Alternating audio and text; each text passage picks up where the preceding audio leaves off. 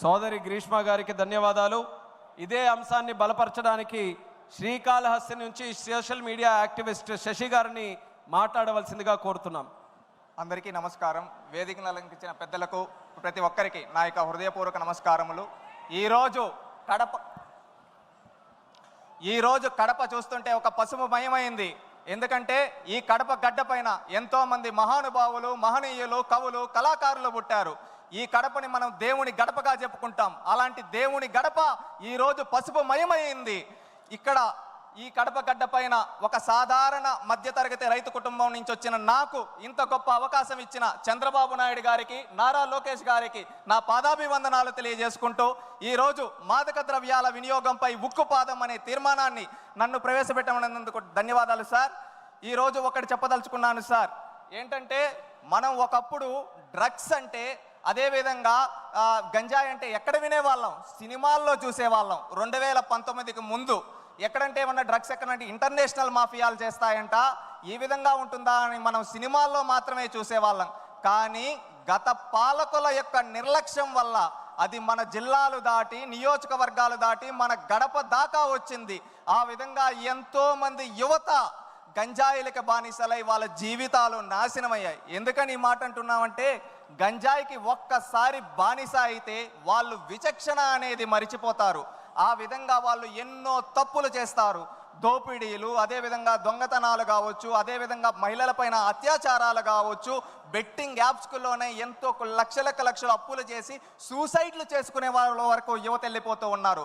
ఇలాగే ఎన్నో సంఘటనలు జరుగుతుంటే, ఆనాడు నారా లోకేష్ గారు యువగలం పాదయాత్ర మొదలుపెట్టినప్పుడు, యువగలం పాదయాత్రలో మనం చూస్తే చంద్రగిరి నియోజకవర్గంలో ఒక మహిళ డైరెక్ట్గా కూడా చెప్పలేక పక్కకొచ్చి, అన్నా మా ఇంటిలో ఒక ఆడబిడ్డని ఈ విధంగా పాఠశాలకు వెళ్తూ ఉంటే అక్కడ గంజాయి ఇచ్చి శారీరకంగా వాడుకొని ఈ విధంగా చేస్తున్నారంటే, ఆ రోజు ఆయన కళ్ళల్లో కన్నీళ్లు తిరిగి ఈ విధంగా రాష్ట్రంలో ఎంతోమంది బాధపడుతున్నారు, వాళ్ళందరికీ పరిష్కారం చూపించాలని ఆ రోజే చెప్పాడు. ఈ రాయలసీమ గడ్డపై డ్రగ్స్ వద్దు బ్రో, గంజా వద్దు బ్రో అని చెప్పి ఆ రోజు నుంచి ఒక ఉద్యమంలా మొదలుపెట్టి, ఆ రోజు ఎవరన్నా గంజాయికి, డ్రగ్స్కి బానిసలై ఉండుంటే వాళ్ళ తల్లిదండ్రులు వచ్చి ఆయనతో చెబితే అలాంటి వాళ్ళని తీసుకొని వచ్చి రీహాబిలేషన్ సెంటర్లో పెట్టి వాళ్ళని ఆదుకున్నాడు. ప్రభుత్వం ఏర్పడిన తర్వాత ఉక్కు పాదం మోపాడు. ఏ విధంగా అంటే, మనం ఒక్కసారి చూసుకుంటే ప్రభుత్వం ఏర్పడిన వారం రోజుల్లోనే ఎక్కడెక్కడ డ్రగ్స్ ఉన్నాయో ఆ ప్రాంతాలన్నిటినీ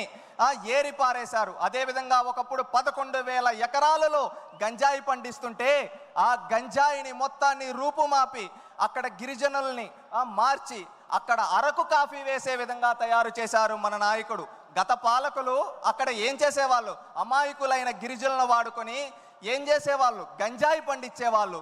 కానీ నేడు మన నాయకుడు అదే వాళ్ళ చేత అరకు కాఫీ పండించి ప్రపంచ కుబేరుడు వరకు ఆ అరకు కాఫీని అందించి మన గిరిజనుల ఖ్యాతిని ప్రపంచానికి చాటాడు మన నాయకుడు.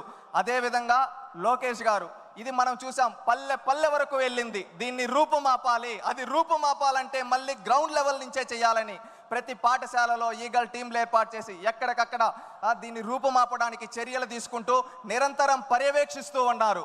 ఈ విధంగా పర్యవేక్షిస్తూ గంజాయి రహిత ఆంధ్రప్రదేశ్గా గత సంవత్సరం రోజులో మార్చడం జరిగింది. ఇదే విధంగా నేను ఒక్కటి చెప్పదలుచుకున్నాను.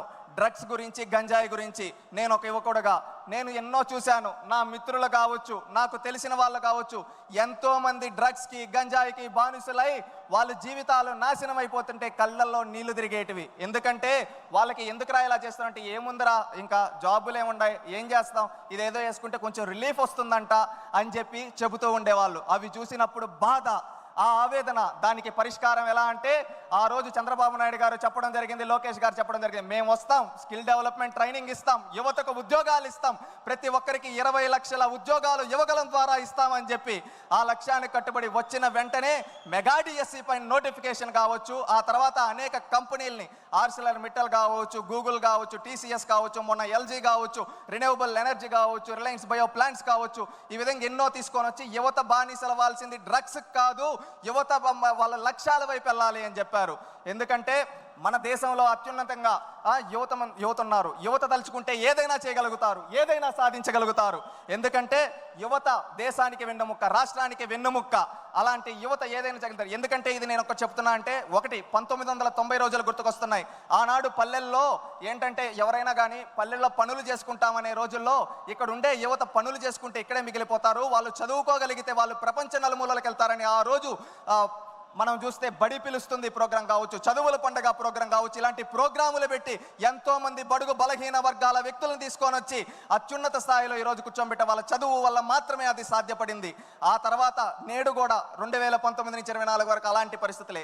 యువతని గంజాయికి బానిసలు చేస్తే దాని నుంచి రూపుమాపి వాళ్ళని బయటకు తీసుకొని రావాలి, వాళ్ళు ఏదైనా సాధించగలరు అని ఒక లక్ష్యం పెట్టుకొని వాళ్ళని బయటకు తీసుకొని వచ్చడానికి ప్రయత్నిస్తూ కంపెనీలు తీసుకొని వస్తున్నారు. ఒక యువత గుర్తుపెట్టుకోవాల్సింది ఏంటంటే, మనం బానిసలు అవ్వాల్సింది గంజాయి కాదు, మనం ఏదైనా సాధించగలం. యువత అనుకుంటే ఏదైనా సాధించగలుగుతారు. మనం ఏం లక్ష్యం పెట్టుకోవాలి?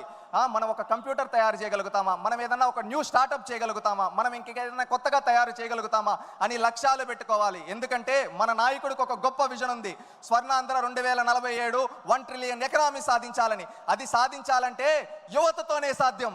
అది యువత ప్రతి ఒక్కరూ అది గుర్తుపెట్టుకొని మన నాయకుడు అడుగుజాడల్లో మన లక్ష్యాలు గుర్తుపెట్టుకోవాలి. మన తల్లిదండ్రులకు మంచి పేరు తేవాలి, మన కుటుంబానికి మంచి పేరు తేవాలి, మన రాష్ట్రానికి మంచి పేరు తేవాలనే లక్ష్యంతో ప్రతి ఒక్కరూ పనిచేయాలి.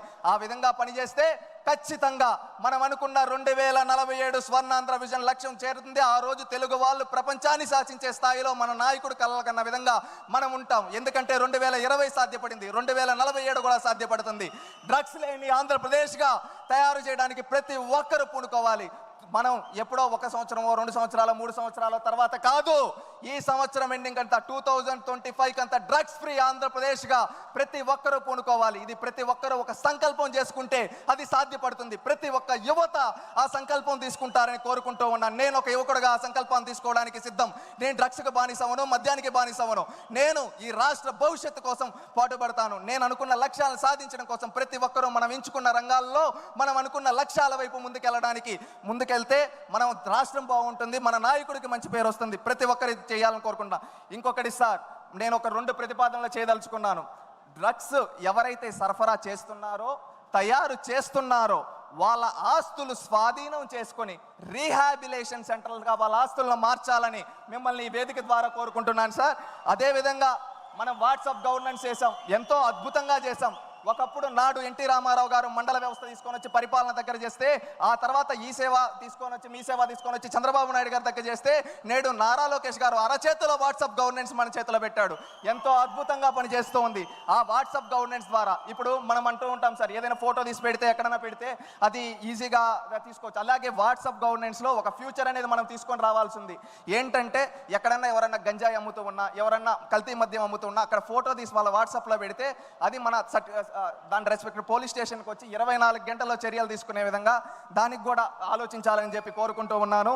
మనం ఒకే నినాదంతో ఉండాలి, 2047 స్వర్ణాంధ్ర విజన్తో పాటు అదేవిధంగా డ్రగ్స్ ఫ్రీ ఆంధ్రాగా కూడా మనం గుర్తుపెట్టుకోవాలి. మనందరం ఒక లక్ష్యాలని నిర్దేశించుకుంటూ మనం ముందుకెళ్ళాలి. నాకు ఎలాంటి రాజకీయ చరిత్ర లేని నాకు ఇంత పెద్ద వేదిక పైన అవకాశం కల్పించిన ముఖ్యమంత్రి దైవ సమానులైన చంద్రబాబు నాయుడు గారికి, నా ప్రాణ సమానమైన లోకేష్ అన్నకి హృదయపూర్వక కృతజ్ఞతలు తెలియజేసుకుంటూ, జై తెలుగుదేశం, జై చంద్రబాబు, జై లోకేష్, జై జన్మభూమి. శశి ఒక ఐటీ ఉద్యోగస్తుడు, శ్రీకాళహస్తిలో ఒక రైతు కుటుంబంలో జన్మించినటువంటి వ్యక్తి.